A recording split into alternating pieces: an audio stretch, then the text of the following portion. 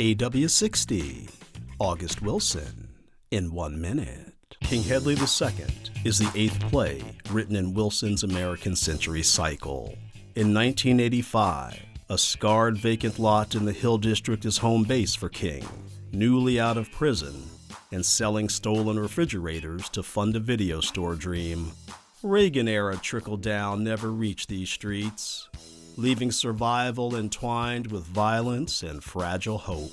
Wilson interrogates masculinity, cycles of violence, poverty, racial injustice, and systematic oppression, and the struggle to seed new life in barren soil.